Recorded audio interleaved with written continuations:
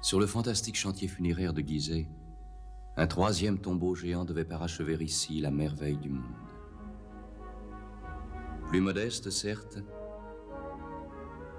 mais d'autant plus émouvant que toute la ferveur humaine mobilisée ici semble s'y être comme tarie.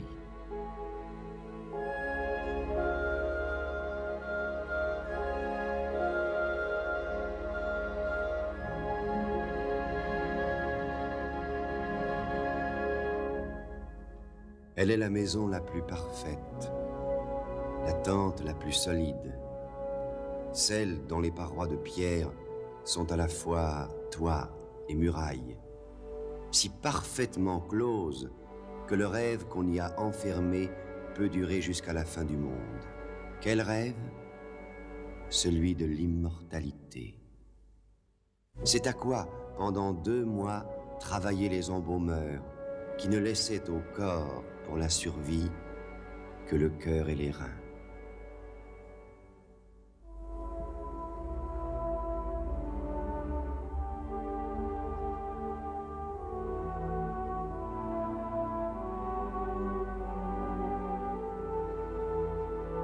Une pyramide, c'est aussi l'alliance de la simplicité et de la grandeur, l'heureuse conjugaison par le jeu des angles, de la forme et du volume.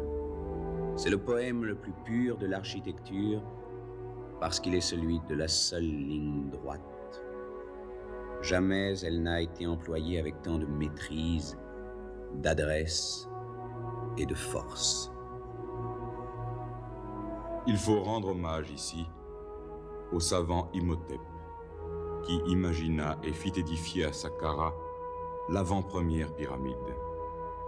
Une pyramide à degrés formée de 6 mastabas superposés.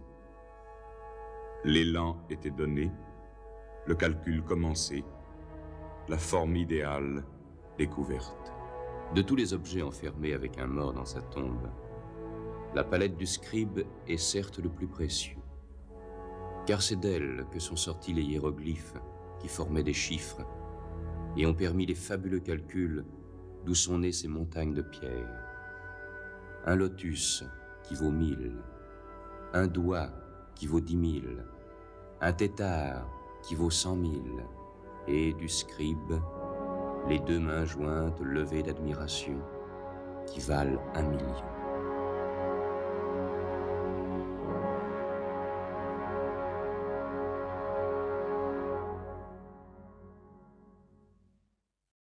Elle fut construite, pierre après pierre, de la terre jusqu'au ciel.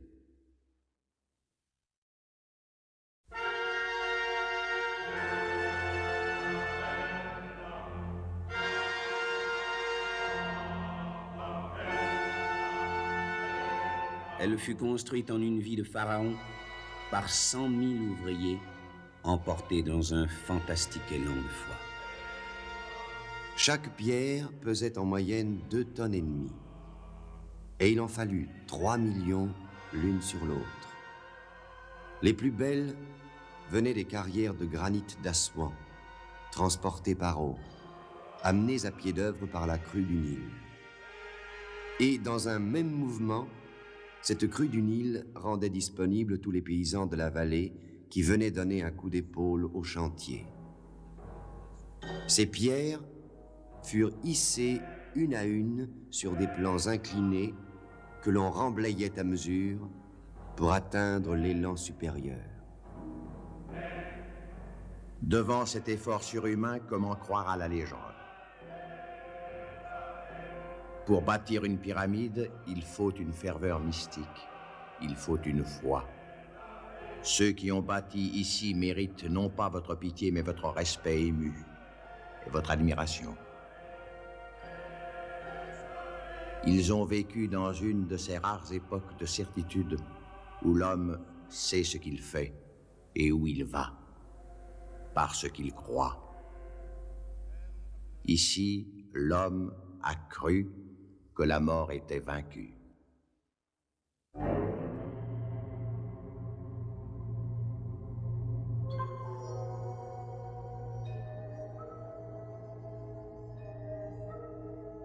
Voilà donc à mes pieds, sur ce vaste chantier, à l'aube de l'humanité, des arpenteurs, des géomètres, des savants qui ont dénombré les étoiles, des ingénieurs, des architectes, tout un peuple.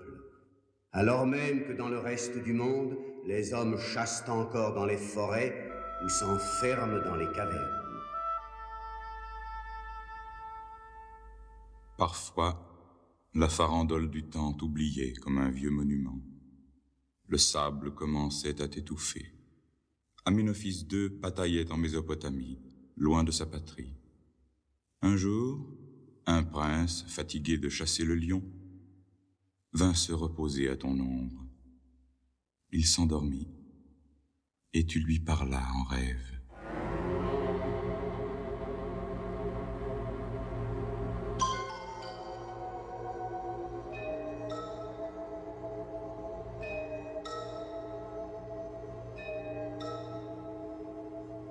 Jette les yeux sur moi, ô mon fils, écoute-moi, et tu porteras couronne blanche et couronne rouge, couronne d'amont et couronne d'aval, couronne de haute et de basse Égypte. À toi sera le pays dans sa longueur et dans sa largeur. Vois l'état où je suis et mon corps douloureux. Moi, le maître du plateau de Gizeh, délivre-moi des sables et tu seras roi.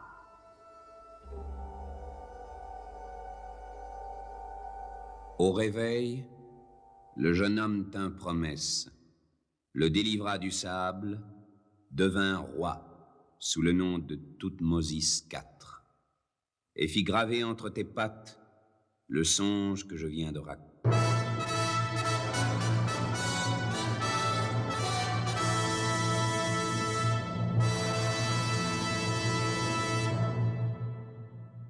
Mais de tous les souverains de l'Égypte antique, il est sans doute le plus attachant, ce jeune pharaon, poète et mystique, qui succéda à Amenophis III.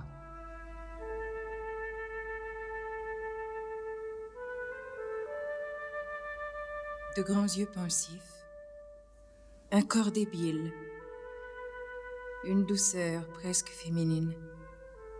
Voici l'étrange adolescent qui accède à la toute-puissance. Il abandonne Thèbes pour fonder sa ville à lui.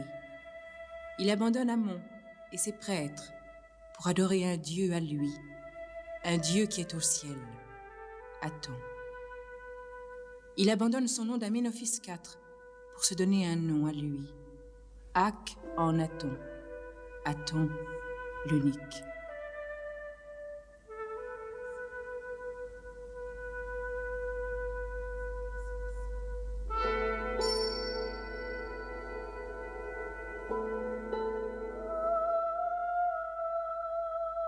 Avec lui, les murailles qui isolaient les appartements des épouses royales tombent. Les voiles s'entr'ouvrent, révélant au siècle futur, qui en seront pour toujours amoureux, la gracieuse figure de Néfertiti. Elle fut à ses côtés, luttant pour la nouvelle foi. Elle en fut le visage, et ses traits radieux inspiraient les sculpteurs. L'écho de sa beauté est ainsi venu jusqu'à nous.